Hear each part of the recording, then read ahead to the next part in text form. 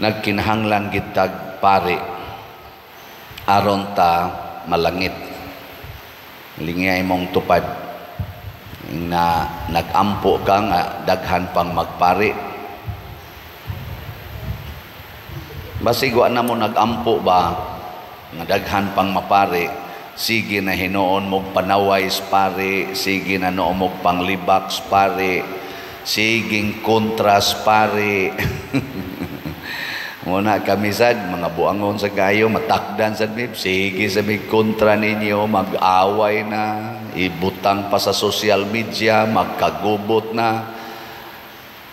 Basig atong gidestroy, atong giguba ang agianan sa kaluwasan, kay way lain nga makaluwas nato mao gyud ang pagkapari ni Kristo. Sa Old Testament, ang ilang pari sa una katong mga Levites, ang ilang buhaton magsigi silang ihaw og baka, karnero, aron ang dugo ilang isablig sa mga tao haron tagaan og gitawag og cleansing, ka malimpyo sila pinaagi sa dugo sa mga baka, karnero, kanding. Pero pag-abot na ni Kristo, mga igsoon, ang iyang dugo, ang dugo sa way katapusan nga Dios, ang dugo sa labing gamhanan nga Dios, maoy mihingpit sa paglimpyo sa atong mga sala. Mao na gihisgutan sa atong unang pagbasa. Og dili na siya magsigig balik-balik pag-ihaw o mananap. Kay kadtong tanan nga giihaw nga mananap, gideklarar kadto nga dili makawagtang og sala. Matod pa sa atong unang pagbasa, di to makawagtang og sala. Ang tinuod yung makawagtang og sala, ang dugo na ni Kristo.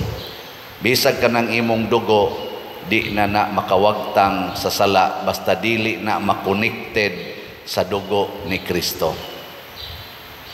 Sige, lingay mong tupad og usab. Ing na ayaw nalag tuga-tuga, di gyud ka makaluwas.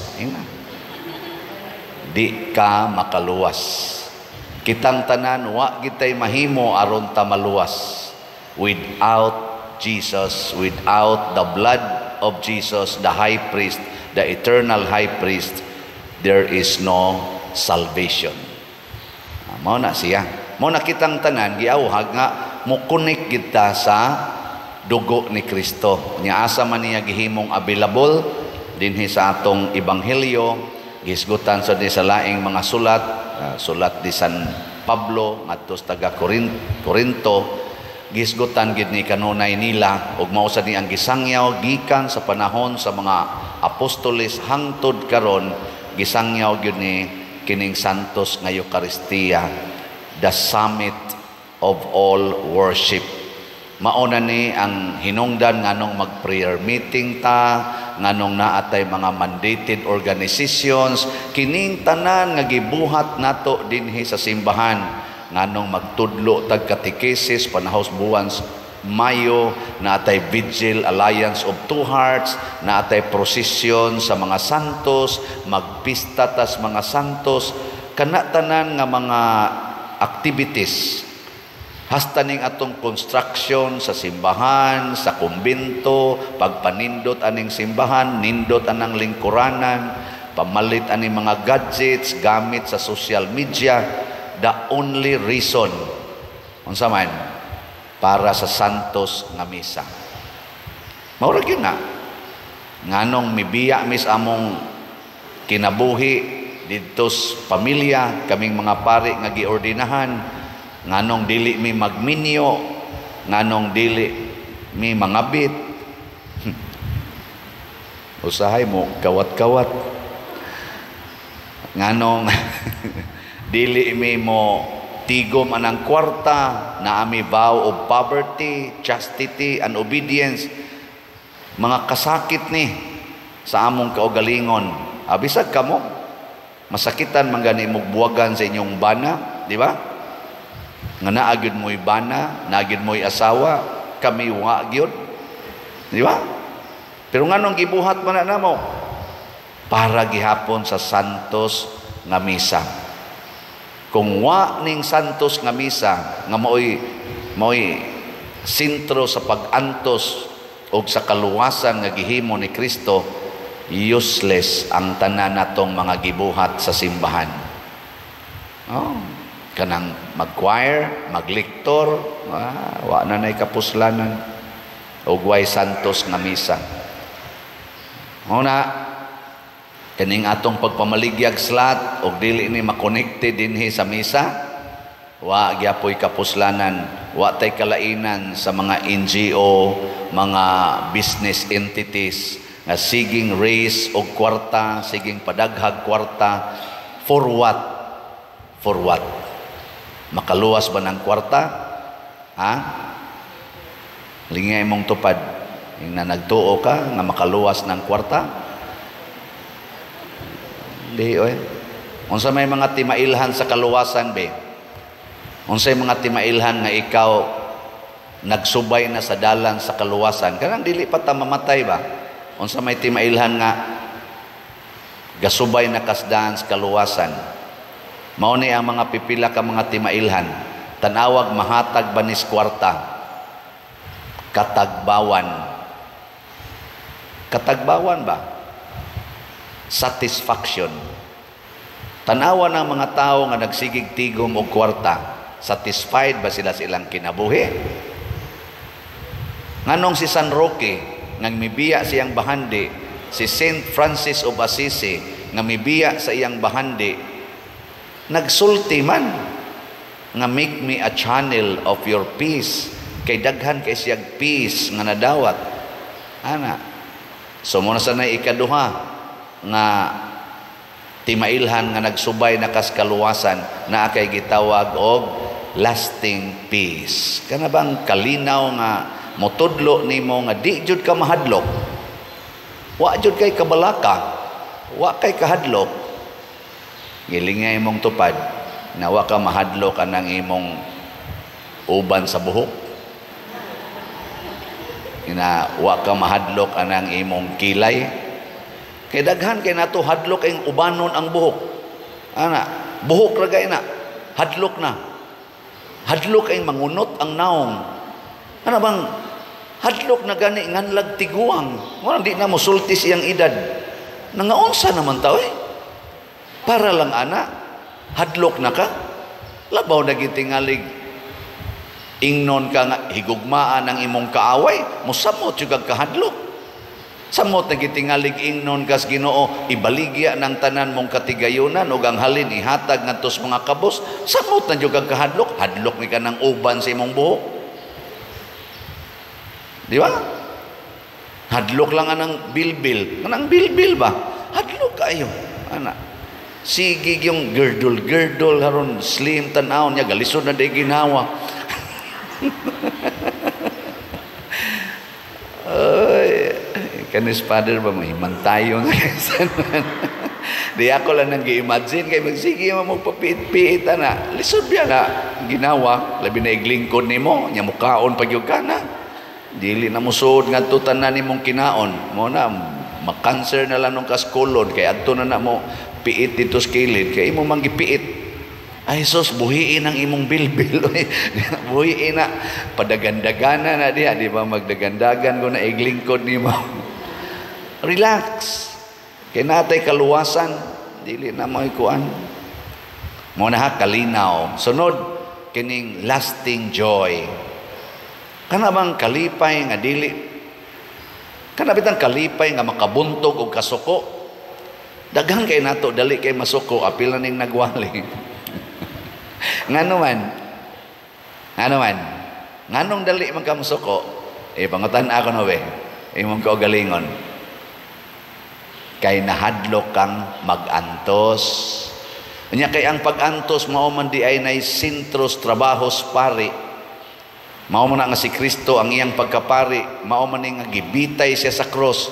That is the image of a priest.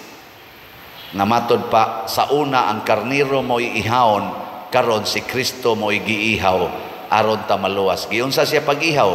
Gibitay sa cross.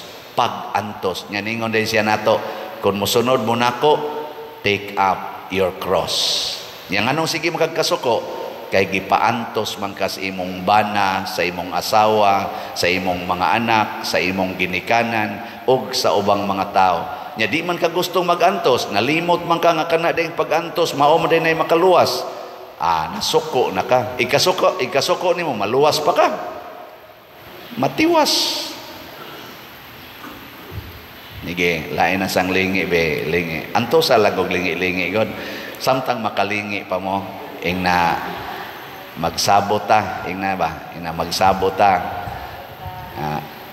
Maginantusay na kita. Ing na. Ing na di na kita masuko anang pagantos. Di ba?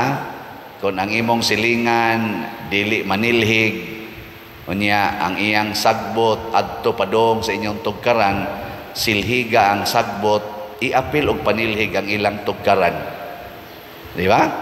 Kung ang ilang kanal ilalang paagason nga padong sa inyong tugkaran, anha na maglinaw ang tubig, paghimog kanal lahos gyud ngadto sa ilang balay sad aron na di na sad mulinaw ang tubig sa ilang tugkaran. Di ba?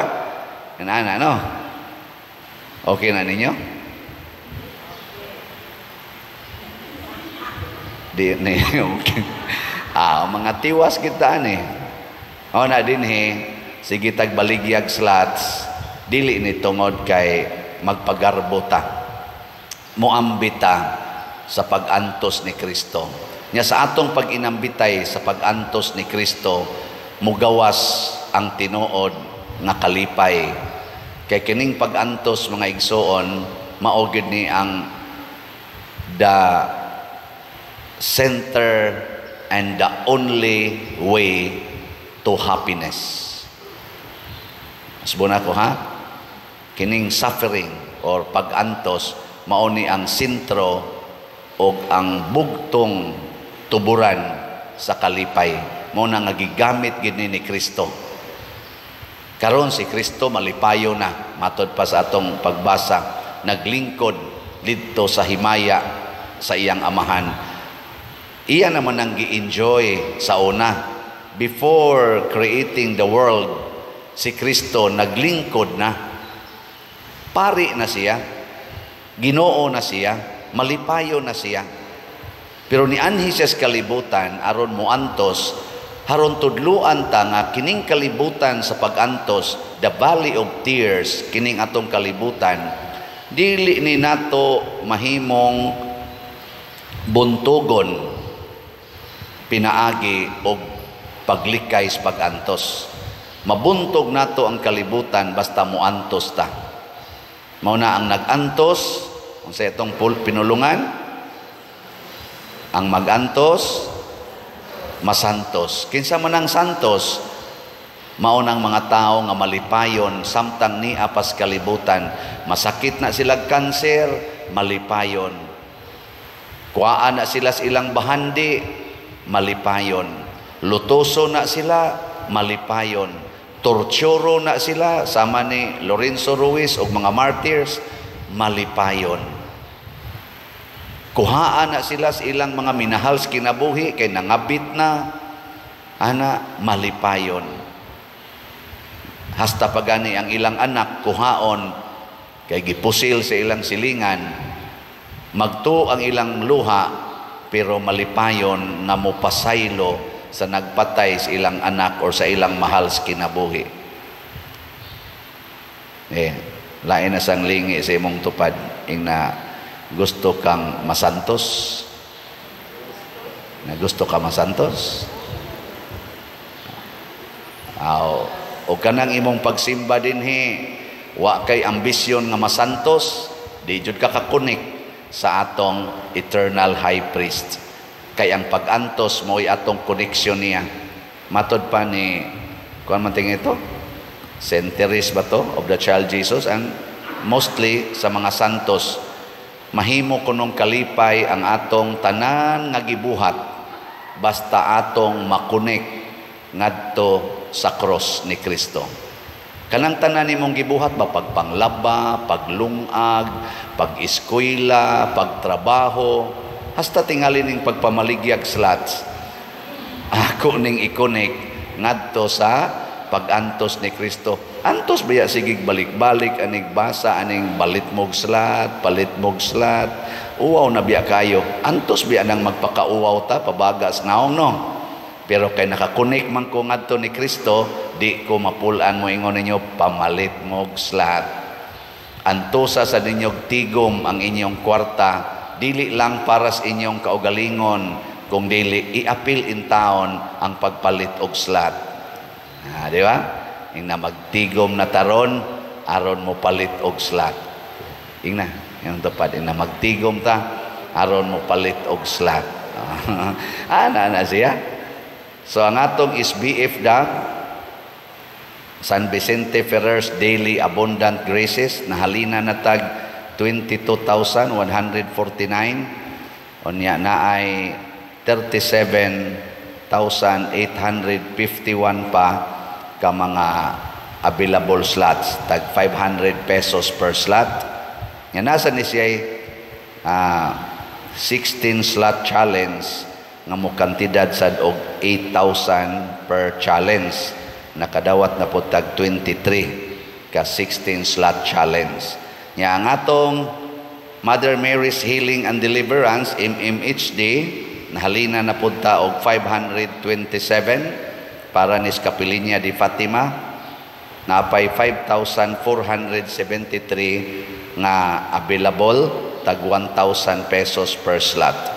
Atong pakpakan ang namalit ni ini. Salamat kayo. Nya kay para man ni Mama Mary ang MMHD, mo ni akong kuan antoso ni nato karong buwan sa Mayo, pila na lang kaadlaw ang nahibilin. 23 man taron. Pila na lang kaadlaw nga walo na lang kaadlaw. Palita in 8 days suwaya nato kamong tanan nga nahigugma o gustong mo connect sa pag-antos ni Kristo. Suwaya nato og palit 1 slot labing menos. Ayaw na to kwentaha katong imong napalit kay matod pa diri sa unang pagbasa kadtong ubang mga sakripisyo gikalimtan nato nya hasta sang ato mga sala kun mo padayon tag connect kalimtan sad papasa natong niagi magsugod ta karon in this 8 days kitang mga namalit o wapa kapalit mo palit tag 1 slot kani dako kay ni siyang okasyon nga makakonekta kasakit ni Kristo o makakonekta sa iyang pagkapari nga kaluwasan at the same time makapractice kita sa atong pagkapari. Mabitan na ka nang magpa-counseling nako dinhi, kanunay gina na kong isintro ang pagdawat sa pag-antos. Kamong mga nag-antos karon, labi na mong nagdepresyon, kanabang bugat kay imong dughan, usaragi rason ana, gusto kang musalikway sa imong pag-antos. Dawatan ng imong pag-antos, bisag diin pa nagikan, gikan sa imong naong, gikan sa imong binuhatan, gikan sa imong mga isig kataw, dawata, way reklamo, nya hilak lang. Nya ikunik na ngatos Ginoo, Ginoo, salamat aning pag-antos. O kanus-an nimo kuhaon ikay magbuot basta mituog gyud ko makaluwas gini nako. Makawagtang gini sa akong mga kasakit. Ako ning dawaton ang kasakit aron mawagtang ang akong mga kasakit. Mahibong lang ka, di dangatan og mga usa ka semana gaan kayo ang imong dughan. Ako gani karon sa akong experience kanang masakitan ko kay ubay-ubay man sad ninyo gyud ang mopasakit pa nako. Usahay sad masakitan ra sad ko sa kaugalingon akong pagbati kanang mura kog mahiubos di tuwag ko tutuyo ako nahiubos lang ko bisag unsang klases pagbati nga masakitan pod ko usargi akong himuon inig rosaryo nako inig simba nako inig misa nako ako dayon ang dadon dinhi Ginoo dawaton ko ning imong pag-antos kining maong pag-antos di pagani ko kahumas misa luag na kay akong dughan. Di mo to? Katapusan lingi be. Kumusta imong dughan? Luag o bugat? Naimong dughan ron ba? Bugat o luag? Oh, sus. Daghan kaayo. Naman gani bagong kinasal? Bagong kinasal ba? Wa pa gani kaugma eh. Nag-away na. Sus, ug ako tingali kaslon. Tulo ka adlaw siguro. Di pa mi mag-away. Kumbati siguro maayo. Sa kalipay. Usa pa lang ka adlaw. Nag-away na. Napagani akong nadunggan. Wa pa gani kaabot og 3 days. Nagbuwag na. Bagong kinasal. Ngano man, ang ilang kasakit, ang ilang pag-antos, wa nila dawata. Wa dawata. Dawata lang. Wata yan. Kanang sakit ni Mustohod, dawata, di ba mawa dayon? Kusog na kay kamulakaw. Niabot unahan, madagma dayon ka. Nganong nadagma man ka, nakalimot ka na sakit di imong tuhod. Pero at least, nalimot ka gamay. O, di ba? Ano ba? Ana maguna. Pero doon nagyoy kasakit nga angay na tong dawaton, ang kasakit sa sala. Ang sala, muhatag yun og kasakit. Dawata na, hasta ang makasasala, muhatag yun nag eternal happiness and holiness of life.